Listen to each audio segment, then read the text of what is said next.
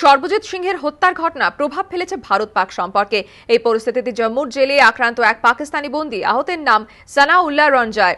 Coat ভালওয়াল jail সূত্রে খবর, এক সেনা জওয়ানকে হত্যার ঘটনায় মূল অভিযুক্ত সানাউল্লাহ রঞ্জয়। জম্মুতে একটি বিদ্যুতের টাওয়ার এবং সরকারি ভবনে বিস্ফোরণের ঘটনাতে অভিযুক্ত তিনি। তার বাড়ি পাকিস্তানের শিয়ালকোটের দালুয়ালিতে। শুক্রবার সকাল 8টা নাগাদ জেলের মধ্যে তার উপর হামলা চালানো হয়। মাথায় গুরুতর আঘাত পান সানাউল্লাহ। পাকিস্তানি এই বন্দীকে দ্রুত ভর্তি করা হয় জম্মু মেডিকেল কলেজ হাসপাতালে। শারীরিক অবস্থার অবনতি হওয়ায় সন্ধ্যায় তাকে ভর্তি করা হয় চণ্ডীগড়ের Post Graduate Institute of Medical Education and রিসার্চে। চিকিৎসকরা জানিয়েছেন কোমায় আচ্ছন্ন সানাউল্লাহ।